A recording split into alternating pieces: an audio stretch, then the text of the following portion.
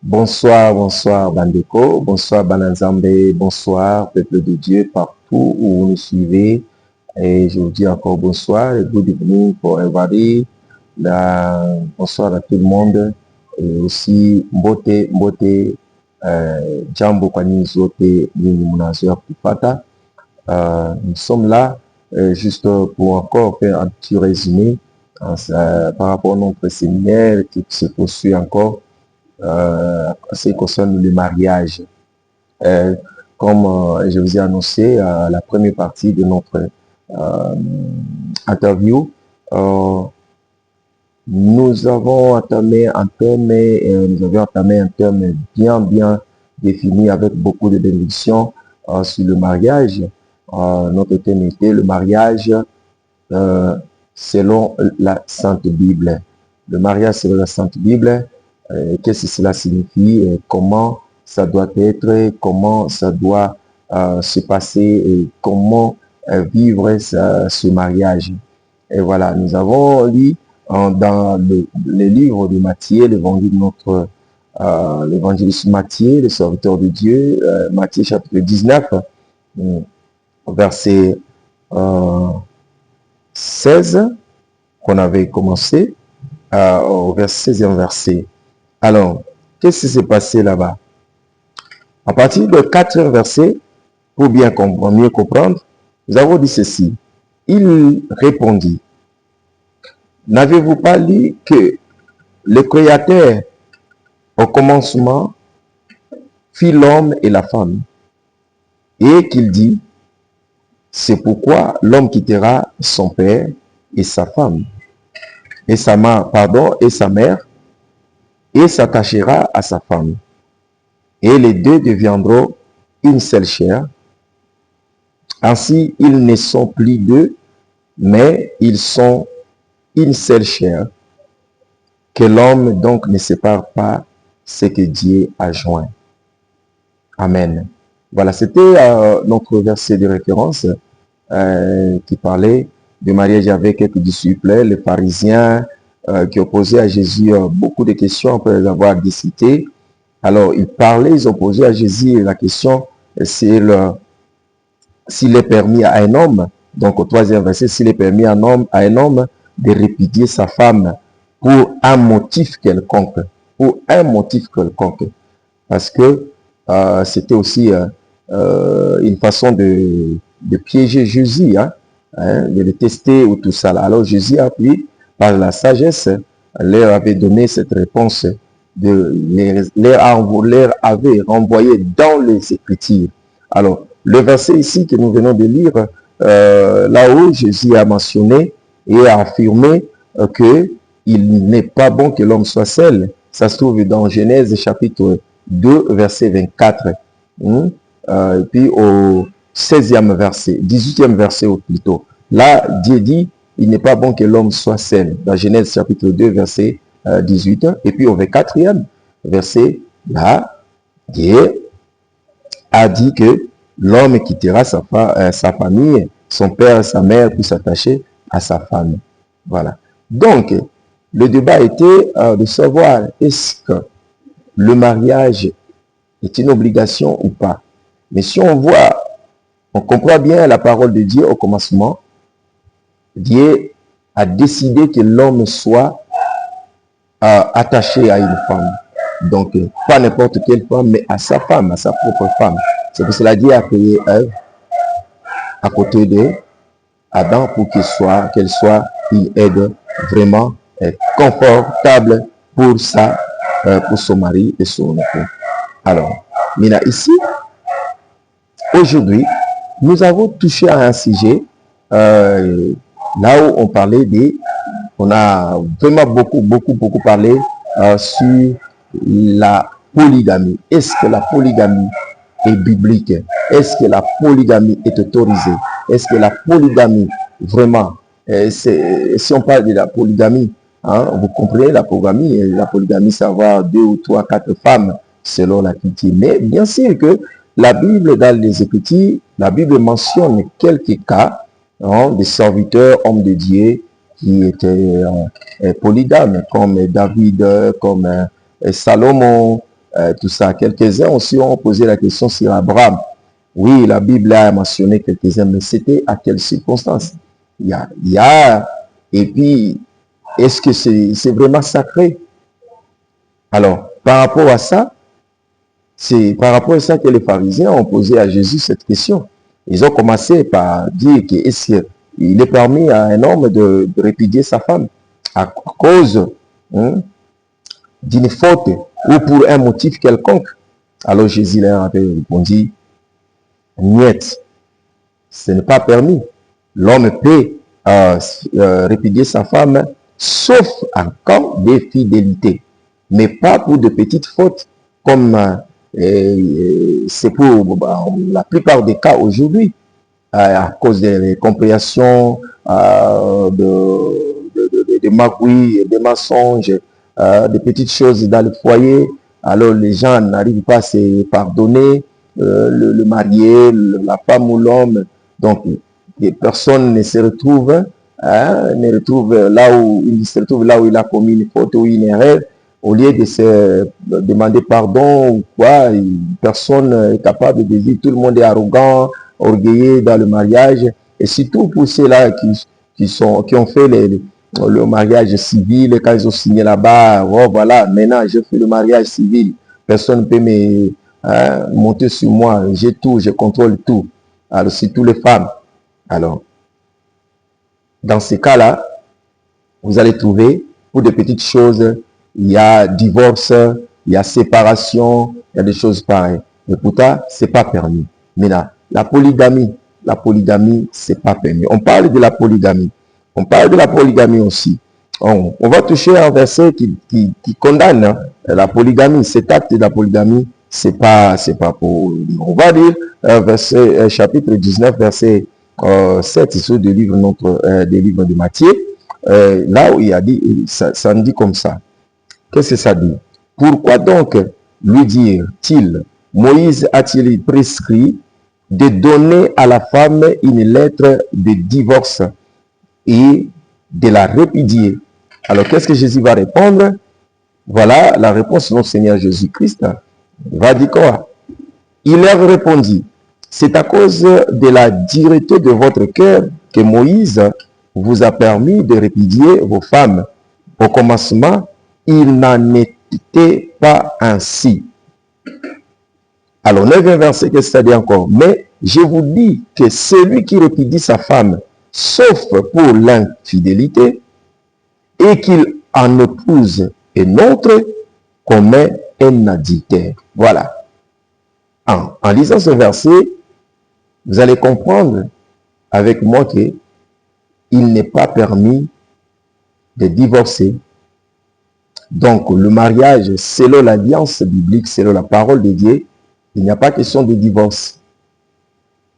D'ailleurs, vous-même, quand vous prêtez serment devant tout le monde et vous honorez le mariage, vous le mariez, même ceux qui nous suivent, qui ne sont pas encore mariés, qu'ils sachent déjà qu'avant de s'engager, qu'ils doivent d'abord comprendre, avoir conscience qu'il n'y a pas question de divorce. Dans le mariage, il n'y a pas question de divorce. La Bible ne nous permet pas. Et surtout, si vous passez par les dates de mariage au niveau traditionnel, coutumièrement, vous passez devant l'officier de l'état civil, et en plus, vous passez à l'église. Là, vraiment, au lapi, au kachindai, on a là pas kabisa. Il n'y a pas question de divorce jusqu'à la mort. Parfois, beaucoup de gens prononcent ce mot et disent des paroles comme ça, jusqu'à la fin, et que la mort nous sépare. Mais malheureusement, la plupart des cas, on trouve que ce n'est pas la mort qui sépare les gens. Mais peut-être ils sont morts dans leur mariage parce qu'ils n'ont pas respecté la loi ou le principe du mariage. Ils ont violé la parole de Dieu. Comme Jésus a rappelé ici aux pharisiens, en disant que c'est à cause de la dureté de votre cœur, l'incrédulité qui a poussé maintenant que Moïse soit juge de foyer. Pourtant, les juges de foyer, c'est dans le mariage, c'est notre Dieu, parce que c'est lui le créateur, c'est lui qui a initié le mariage, c'est lui qui a établi cette institution de mariage. Voilà. Donc, le mariage, l'adultère, le mariage, c'est pas une chose à blaguer, à prendre à la légère. Voilà, vous allez trouver ici, Jésus a dit, je vous dis la vérité, je vous dis la vérité, celui qui va répudier, qui tenterait ou qui aurait, ou peut, ou a l'idée de répudier sa femme, la cause valable que Jésus a mentionné, a épinglé, il peut y avoir beaucoup de choses, mais il a parlé de l'infidélité dans le mariage. L'infidélité, c'est la trahison. C'est la trahison. C'est à ce moment-là, l'homme peut soulever bien, répudier sa femme. Mais s'il le fait, répudier sa femme, s'il répudie sa femme à cause d'une faute quelconque, qui n'est pas l'infidélité, et l'homme là va encore épouser encore une autre femme, ça c'est l'adultère. Vous savez bien, l'adultère c'est condamnable. L'adultère c'est condamnable. Même par la loi, chez nous au Congo, c'est condamnable. Il y a la peine pour ça. C'est répugné. Alors quelques disciples ont dit, oh voilà Jésus, si c'est comme ça, alors c'est inutile. Si c'était la condition de l'homme à l'égard de la femme, attendre seulement qu'il y ait l'infidélité. Et pourtant, il y a d'autres problèmes, il y a l'incompréhension, les politesses, mes attentes, tout ça là, des discussions inutiles, des choses où il y a jalousie aussi qui peut mettre l'homme mal à l'aise. Mais Jésus dit, tout ça là, c'est pas grave. Ce qui est grave, c'est l'infidélité. Alors, si tu fais ça, ou à cause de chez moi, où il y a beaucoup de bruit, ma femme est mal à l'aise, il y a trop de tralala, blalala, il parle trop, il parle beaucoup, tout ça, je suis mal à l'aise, il y a toujours des maquelés, comme tout ça là. Oh. Comme ça, je vais la chasser et chercher encore une autre femme, ou soit je vais la quitter pour aller chercher une autre femme. C'est de l'adultère. Ou à cause des choses pareilles, vous faites des divorces. Oh. Vous divorcez. En tout cas, là, c'est une faute grave. Jésus-Christ et la parole de Dieu nous dit que ce n'est pas autorisé. Parce qu'il y a, à cause de ça, il y a des gens qui cherchent à être polygames. Oh, voilà, chez moi, je vais aller chercher quelque part. Oui, nous allons parler, et ça c'est la troisième partie, nous allons parler comment gérer accord le foyer. Mais aujourd'hui, c'est juste pour vous dire que non, la polygamie, c'est pas permis. Quand vous parlez, peut-être vous allez dire, oui, alors Salomon était polygame. Oui, il était polygame. Mais quelle était la suite? La polygamie a poussé Salomon trop loin, jusqu'à ce qu'il est allé adorer d'autres dieux. Parce que chaque femme qu'il épousait, il devait lui construire des maisons et construire des hôtels, pour adorer leur Dieu, les dieux de ces femmes-là. Et à chaque fois, c'est Salomon qui donnait des bœufs pour les sacrifices. Il participait aussi. Salomon était devenu idolâtre. C'est pour cela, Dieu avait dit à Salomon, moi je vais te retirer le royaume, tu ne seras plus roi, et je vais donner à ton fils, mais à ton fils aussi, je vais retirer les 11, je vais laisser seulement une tribu à cause de ton père. Vous voyez? Donc, la polygamie a poussé Salomon à la chute totale, et Dieu a résilié son alliance, a coupé l'alliance avec Salomon. Vous voyez? Salomon est mort malheureux. Il est mort malheureux. Et le royaume était perdu. Il a beaucoup perdu. Voilà. Ce sont même pour David, vous savez, la conséquence, qu'est-ce qui était arrivé à David? Il a perdu, il y avait des désordres, il y avait l'inceste même a dominé dans la maison de David à cause de ce que David avait fait. Vous voyez? Là, il y a quelqu'un qui m'a posé une question par rapport à Abraham. Oui, Abraham n'a pas voulu être polygame. D'ailleurs, il n'a pas été polygame parce qu'il n'a pas demeuré ensemble avec les deux femmes sous même toit. C'était à cause de l'impatience de Sarah, lui-même il a forcé Abraham à prendre Agar comme femme. C'était pas aussi pour prendre Agar comme femme, c'était juste pour avoir l'enfant. C'est ce que vous avez vu. après avoir donné naissance à Ismaël, automatiquement, Sarah a commencé à bousculer Abraham, de le chasser, de la chasser, de le mettre dehors de la maison. Et ce qui est arrivé, parce que ce n'était pas l'enfant de la promesse que Dieu avait donné à la promesse que Dieu avait donnée à Abraham. Voilà. Donc, la polygamie, pour un chrétien, pas seulement pour les chrétiens, pour un homme créé par le Dieu, le Créateur, comme Dieu a créé au commencement, un homme comme une femme qui puisse être, quand ils sont unis dans l'union de mariage, ils ne sont plus deux, comme au 6e verset de Matthieu chapitre 19, verset 6, il dit, ainsi ils ne sont plus deux, mais ils sont une seule chair. Vous voyez? Ils ne sont plus deux, ils sont sont devenus une seule chair. Maintenant, si tu as 5, 6, 4, 5 femmes, tu ne seras plus une seule chair, vous ne serez plus une seule chair. On est une seule chair avec sa femme. Mais là, vous êtes 2, 3, 4, 5, avec 3, 4, 5 femmes, combien de chairs? Là, vous êtes hors la volonté de Dieu. Là, vous êtes le destructeur. Donc, la polygamie n'est pas permis pour un chrétien, pour un enfant de Dieu. Vraiment, la polygamie, c'est zéro. Je vous bénis au nom de Jésus-Christ. Le séminaire continue. Polygamie, kozanaba sini bale misato, est-ce que zali permis?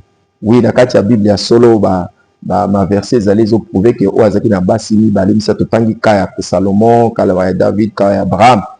Mais ils ont permis, tout à dans la Bible, dans Matthieu chapitre 19, verset 5, puis tout à qui a na 7e verset, qu'on quitte dans 9e verset, Jésus Christ, ba disciple, bazo tunaye, pour na makambetele ba divorce, est-ce que moi si ba kiko mobala ko benga na moi si, pour na abala mususu, pour na makamwa forte moko mukeboy. Donc Yesu alobaki ezali ekomami wapi? Soki Moïse apesaki mibeko wana koba ete moto akoma lettre ya divorce mpona mwasi na ye ezali mpona motema banga motema ekenzi ya bato ya kozanga koyoka kotosa mibeko na Nzambe.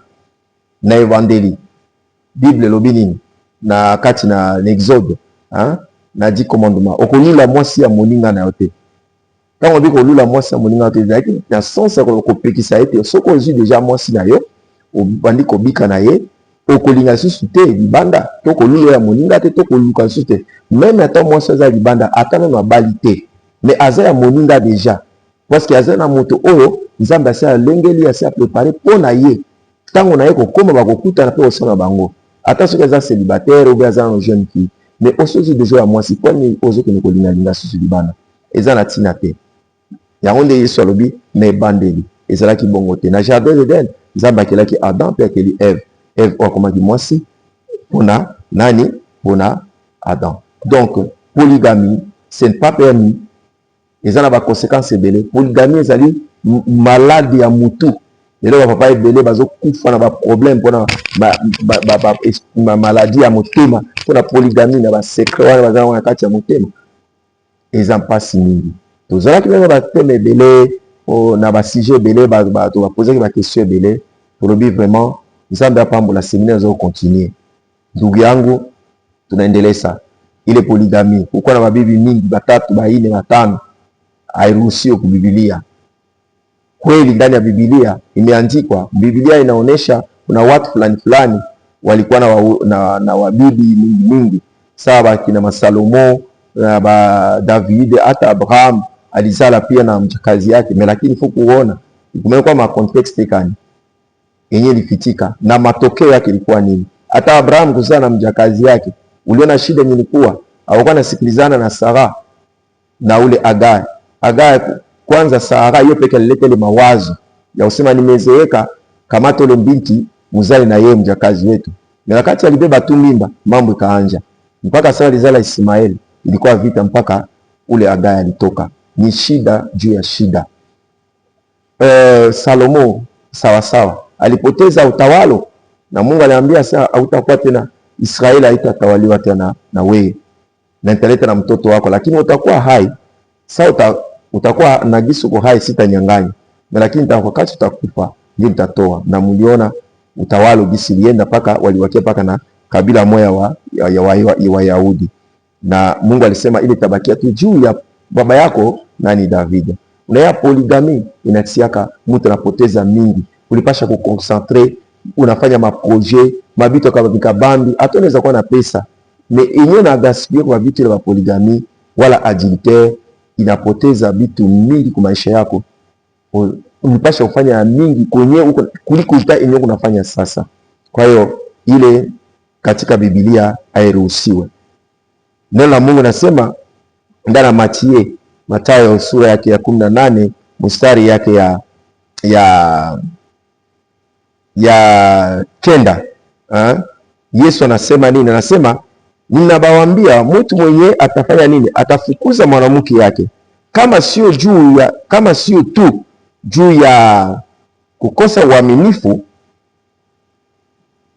ule mtu akaenda tena kuoa mwanamke mwingine, amefanya dhambi adultère. Sadi kama hakuko infidelite ndani ya ndoa, infidelite inaweza kuwa ni sema unaenda kufanya, unatoka katika ndoa yako ya kweli, unaenda tena kupenda bibi bwana mwingine wala bibi mwingine, unafanya kitu hivi bibi unafanya pale, bwana wako anaweza kutosha nyumba yako. Lakini kama anakuacha juu ya makelele mwa kidogo tu, juu pesa ilipotea, kama wanakulaka mingi, kama iko hivi, iko buchafu, kama nini, mfundishane ndani ya ndoa. Iko kufundishana, kusaidiana, unasaidia mnafundishana, iko masomo ya kila siku. Sio kusema hauwezi kufundisha uje responsibility unakimbia unatingana huko, ni makosa na utaingia janama, na Yesu anasema ile ni dhambi kubwa sana. Basi tunabaita tena, tunabakaribisha, tunasema kama semina inaendelea. Tuko hapa Bunia, quartier Bankoko, avenue Mandikala. Tulisema hapa Rond-Point Kapa, unatafuta kwa aeroport ya Bunia, aeroport mkuu, unakamata njia kupanda sasa, unaenda ku prison centrale, na utaenda mbali kutoka Rond-Point Kapa. Pale iko tu karibu 60 metre, na unaingia kukiume, utaingia kwa avenue Mandikala, tuko mlango lupango ya 3. Basi kila siku tuko hapa na saa 9 hadi saa 12 jioni. Tunasema karibu sana. Voilà. Nous disons encore merci, nous vous invitons. Notre numéro est enregistré, un rappel, 081 66 52 001. Là, vous pouvez nous appeler directement ou faire des SMS. Mais sur WhatsApp, vous pouvez nous contacter au 09 92 39 80 51. Je vous bénis au nom de Jésus-Christ. Le programme se poursuit encore. Nous sommes toujours là au quartier Bankoko, avenue Mandikala. Nous sommes dans la commune de Mounia. Nous sommes juste, notre référence c'est le Rond-Point Kapa. Quand vous prenez la route aéroport, vous montez en prenant la route prison centrale de Bunia, juste à 60 mètres à peu près, vous entrez à droite, troisième parcelle à gauche. Nous sommes là de 15h à 18h chaque jour. Nous allons terminer ce programme de prière et d'enseignement sur le mariage ce dimanche dans les après-midi à partir de 15h à 18h. Venez, nous allons prier. Même si vous avez manqué d'autres séances, nous allons faire encore quelques résumés et vous allez répondre et vous allez vous retrouver. On va prier. Que Dieu vous bénisse. Que Dieu vous bénisse, que Dieu vous bénisse au nom de Jésus-Christ de Nazareth. Amen.